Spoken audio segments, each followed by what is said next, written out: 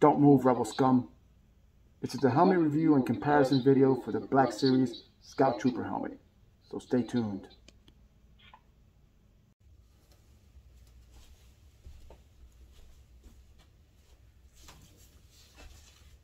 Hello fellow collectors and cosplayers, David here from Firespray Pilot Cosplay and Props. I'd like to apologize ahead of time. I know it's been a while since I made a video. I've just been extremely busy, so I figured that now that the little clone was taking a nap, I'll put this stuff together for you guys and show you this awesome helmet. This is going to be on the Hasbro Black Series Scout Trooper helmet, and I did not even know this was going to be released. I just came across one and I was like, what is this? And I just picked it up. Okay, so again, like always, we're going to do a review and a comparison. I'll try to keep the video a little shorter than usual. I'll move through this quickly. I made some notes and I want to make sure that I cover a couple of points with you guys on this helmet. Okay, so here it is. All right, which one do you guys think it is? As usual, we have number 1, number 2, number 3, and number 4. All right, so take a good look at them. We obviously know it's not this one. This helmet is made by Skull Trooper, and if you want to get one of these skull helmets, he makes a series of skull helmets, and you can pick one up with him on Skull Trooper helmets on Facebook. So we're just gonna go ahead and move this over here out of the way and make more room for these guys. Okay, so again, now we have 3. Okay, 1, 2, and 3. All right, take a good look at them. Which one do you guys think it is? If you want to pause the video and, you know, check them out, do that. All right, so if you said number 3, you would be correct. All right, number 3 is the actual Hasbro Black Series helmet. So what I'm going to do is I'm going to put this one over here. I'm going to move this one over this side so we can talk about the Black Series for a little bit, and then we'll do a little comparison with these. All right, this is the box that it comes in. Again, the box with the little strange shape, beautiful artwork. Okay, I'm not really into unboxings or anything like that, so we'll just put that aside. Okay, so here it is. Let's talk about the overall details of this helmet. Now, when you buy this is going to come perfectly white and pristine out of the box. And I don't know if you guys can pick this up, but I did go ahead and do some weathering work to this helmet already. Okay, get it a little bit nice and dirty. Camera might not pick it up so well, but it is weathered enough. Even though it's not picking it up, it's got enough weathering, at least to my liking. If you want to weather it, you can do that. Some people like to keep them nice and white, not me. And of course, if I kept them nice and white, you guys will be able to pick them out of this lot right away. So, well, here it is. My overall review on this is get it. Just go, if you find one in GameStop or anywhere else, just pick one up. I actually found this one and I bought it at the Big Bad Toy Store, and they shipped it immediately because it was on pre-order for about, I don't know, I think 2 weeks.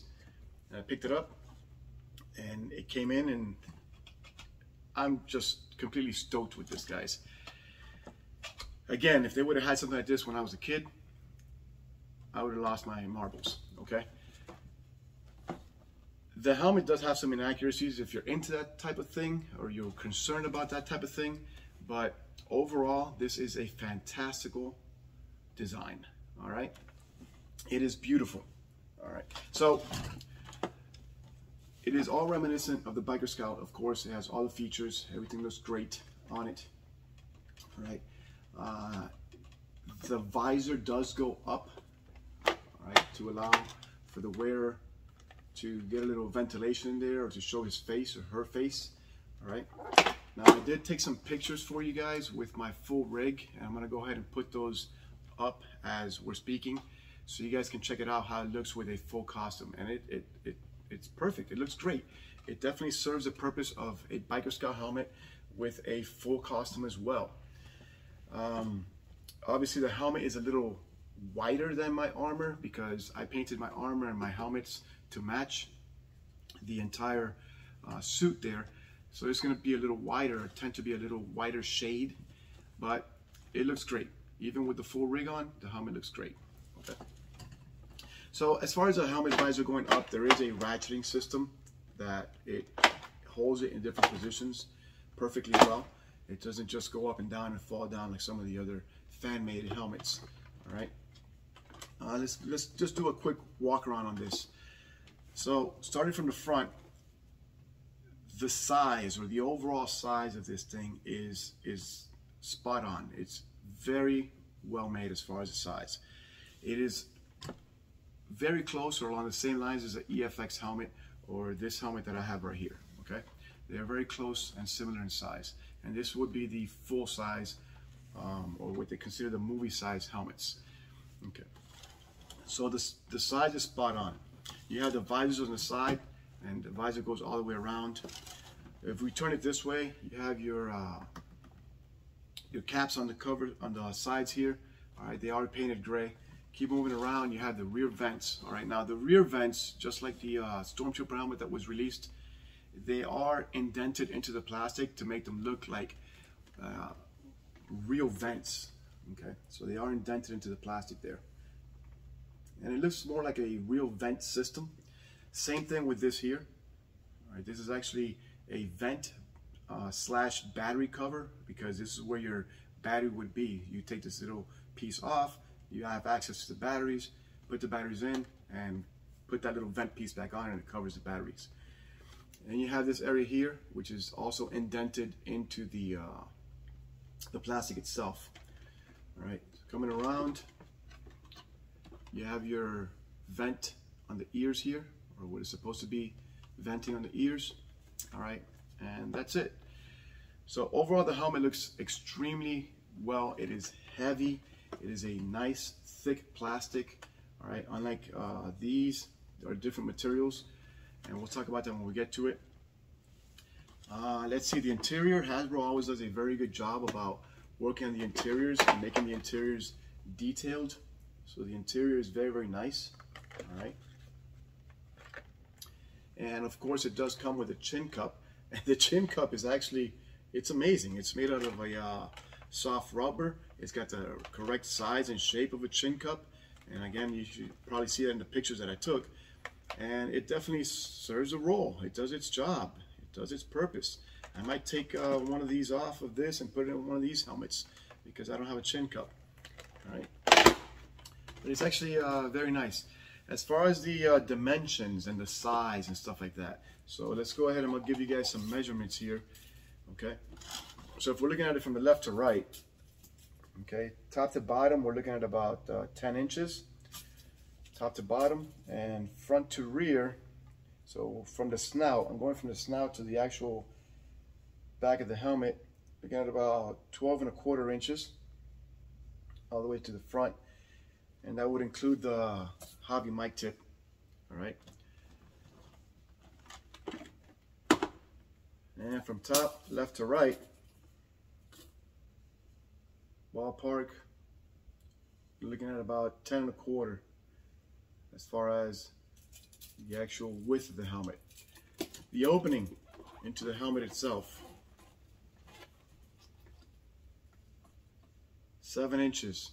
All right, 7 inches into the opening, and those 7 inches will spread throughout the entire helmet. There isn't much like coming down in size as it comes up towards the top. So it's 7 inches across all the way up for the most part. I have a 22-inch head, and this helmet fits and it dances on my head somewhat. I would say 23.5 inch head, and you're gonna be okay with that. At 24, to fit your ears and your nose and all that stuff inside, you're gonna start getting a little bit tight on that. And above 24, you're gonna probably have a little hard time getting this helmet on your head. Okay. Accuracy. So if you're into that type of thing, or you're wondering if it's gonna be screen accurate or if it's gonna be accepted into a particular costuming group or something like that, the answer to that question would be no. As is, the helmet would not be allowed because it's not going to be considered screen accurate. Now, to me, screen accuracy basically depends on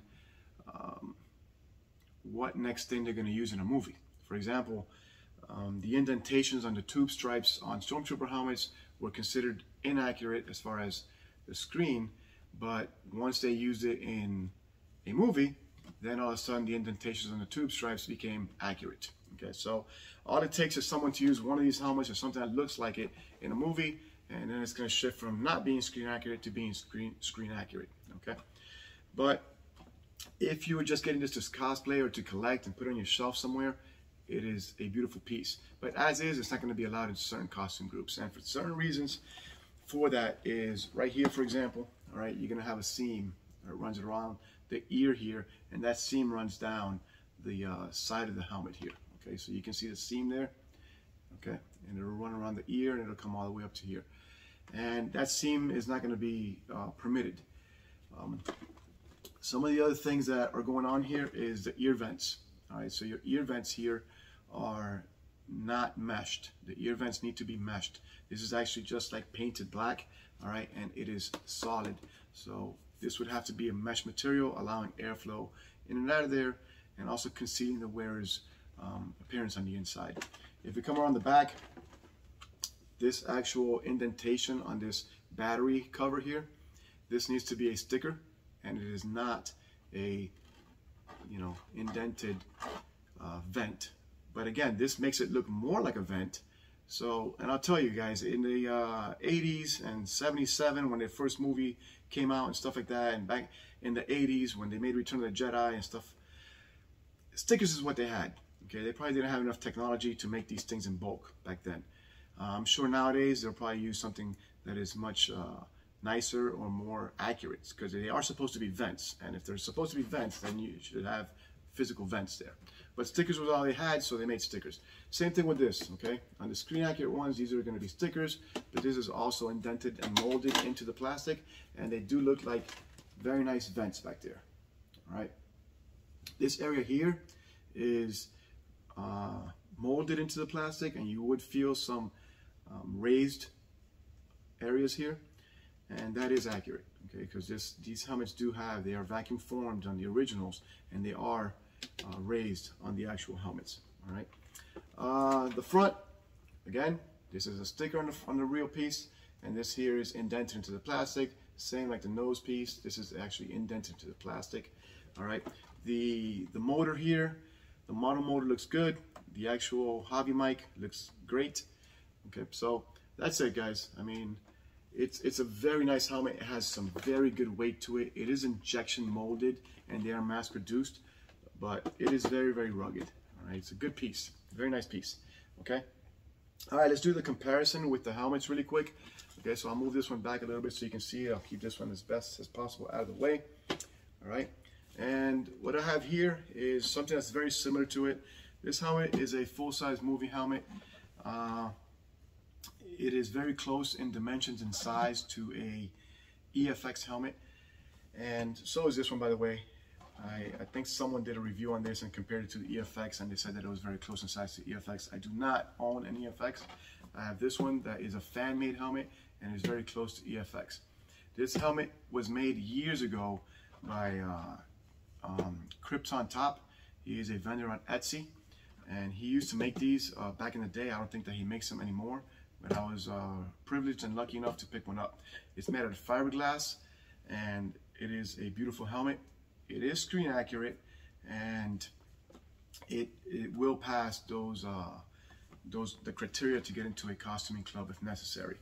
Okay, so all those details on the back and on the sides are stickers. Okay, you can see that these are stickers. These are stickers, and you do have the physical indentations here. All right, all this helmet is made out of fiberglass. These pieces over here are stickers. All right, and this is a sticker as well. There is venting and mesh on the side of the ears there, so the helmet does go up and down, and like I told you, it stays in the up position sometimes it doesn't, and then it just comes down. It does not have those different ratcheted levels that you can control the actual visor going up and down. Okay, but the sizes, you can see here, are very much comparable. All right, this one's a little slightly different in an off-white type paint scheme because it is weathered and stuff like that, and it looks like it's been in the sun or in the woods or whatever you want to think of it as. Okay, This does have the actual fish hook sticker on the side. And I forgot to mention on the Black Series does have the actual fish hook sticker on the side as well. Okay. And it looks pretty good. All right. So again, this is by Krypton Top. Okay, we'll move this one aside over here, and let's move this one. And then here we have the Crop Circle helmet. This is by Crop Circle. Okay. Made out of ABS. It does come in a kit form. The Krypton Top helmet already came assembled for me. This one came in a kit, so you have to put the kits together and build them and cut them up and do your thing to them. Okay, they do not come ready to wear out of the box.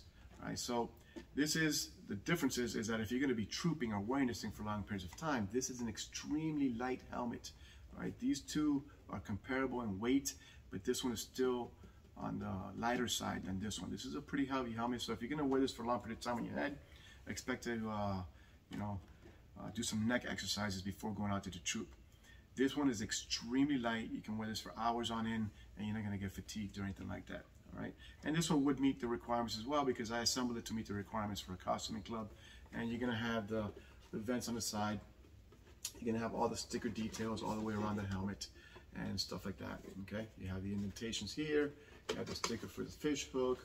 You have stickers in the front, the snout. Everything's painted correctly, and it's got the light weathering on it as well. All right. Now the only thing with the Krypton, not the Krypton Top, I'm sorry. The only thing with the Crop Circle helmet is that it is a tad bit smaller, right? And like I mentioned before, I do have I'm an average size guy. I have a 22-inch head, which tends to be on the smaller size. All right. And when I put my full rig on, this is still big enough that I don't look like a pinhead or anything like that, because it is not undersized. There are some helmets out there made by fans that are a bit undersized, and people look like pinheads with the rest of their armor. But this one, it's a very nice helmet. And if I had to troop for a long period of time, I would probably go ahead and go with this. All right. And again, you can open up the visor on this one. I have mine Velcroed on, so I'm not going to really open it, but it does open up and down, and it does its thing. Okay. And that's it, guys. Overall, if you're looking for a very nice helmet to display or to just put on with a costume, this is definitely a amazing looking piece. All right, definitely, I would just go ahead and pick it up. So the last thing I want to do for you guys is, like I usually try to do, because people always ask, hey, how does it look like alongside some of the other Black Series helmets that are out there? And I'll do that for you. I have the typical Mandalorian helmet. Okay, so here's Mando's helmet, and here's Mando's helmet next to the Scout Trooper helmet. Okay, there's comparable as far as their sizes. I'll turn these to the side a little bit. I'm trying to line them up as best as possible, because depth perception on video would change sizing issues, or create sizing issues. All right, let's go to the back. There he is from the back. And let's try to line these up. Okay. Height-wise, the Mando helmet seems to be a little taller. Take him to the side. And that's it. Here's Mando's. If you have a problem fitting into this Mando head, the Mando head I will put at about 23 inches. Anything more than 23 inches, you're gonna have some issues. This is a little bit wider. Okay, so let's do that for you guys as best as I can here. Okay. I know it looks tighter, but once you open up the visor, it's actually wider on the inside of the Scout Trooper helmet. Okay, got more room in there. All right, let's put this guy down over here, and let's grab a bigger helmet. So this is the Rearmored Black Series Book of Boba Fett helmet. All right, if your head is on a bigger size, guys, this is going to be your go-to helmet. All right, so any derivative of this, so it could be the Death Watch helmet, it could be the Boba Fett helmet, the ESB Boba Fett helmet, the prototype helmet, the white one. Okay, this is going to be the one that you're going to want to pick up, because this seems to be the one that's got the biggest interior and the widest helmet. Okay, it seems to be the widest helmet, so it's got a lot of space in there. All right, so I would say 24-inch head, maybe 24 and a half, squeezing it in there. If your nose doesn't break through the visor, you should be okay. All right, other than that, you're gonna have to throw it on your shelf, okay? So here it is next to the Scout Trooper helmet. Height-wise, they're about the same. This is probably about 1/4 inch taller, but they look pretty comparable. Turn to the side.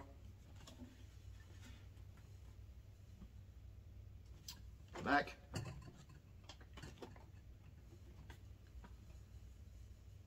Okay, go to the other side.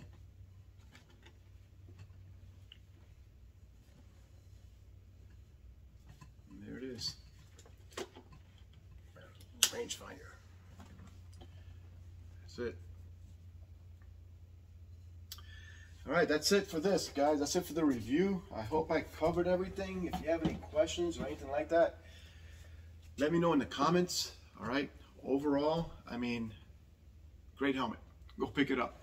Okay, they did an amazing job with it, and it's definitely going to be a very nice piece to display on a shelf. Okay, so again, any comments, any questions, let me know. I'll try my best to answer them. Besides that, thanks again for watching. You guys stay safe out there, and I'll see you on the next video. Okay, you guys be easy. Have a great one.